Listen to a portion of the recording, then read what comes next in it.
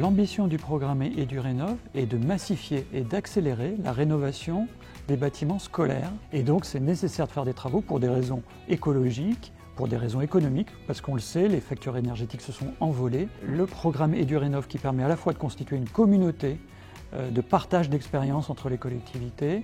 On les accompagne lorsqu'elles ont l'idée du projet de rénovation en leur apportant une aide en ingénierie. Et enfin, une fois qu'elles ont conçu leur plan de financement, on les accompagne grâce à l'Intracting et grâce à des prêts de long terme pour que leur projet devienne réalité. Nous avons donc un projet de restructuration complète de notre bâtiment scolaire.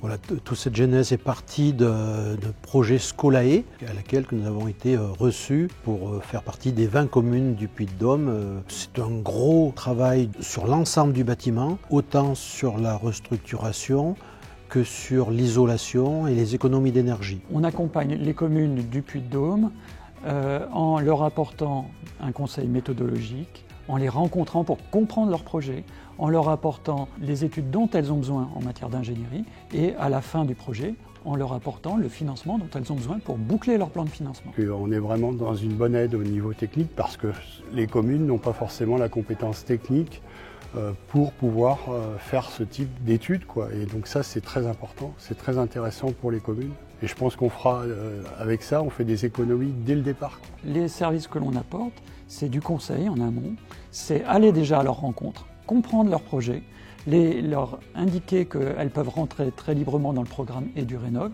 qui ne les engage à rien mais qui peut leur apporter beaucoup. Nous avons signé une convention avec la Banque des Territoires pour l'accompagnement à l'étude et l'audit de nos bâtiments de notre commune.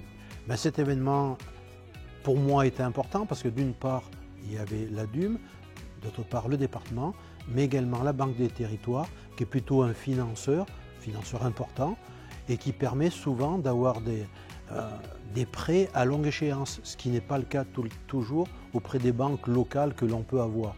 Le conseil que je pourrais donner à un élu qui souhaite s'engager dans un projet de rénovation de son école, c'est de bien dimensionner le projet en fonction de sa capacité à faire, de bien réfléchir aux subventions qu'il va pouvoir mobiliser, d'une part, de bien réfléchir au coût des travaux, de bien les dimensionner au regard de ses capacités financières et des capacités d'accompagnement dont il peut bénéficier. Et surtout, il faut penser durée de vie du bâtiment qu'on va rénover. Et c'est ça qui est important, c'est qu'il ne faut pas avoir peur du prêt long terme.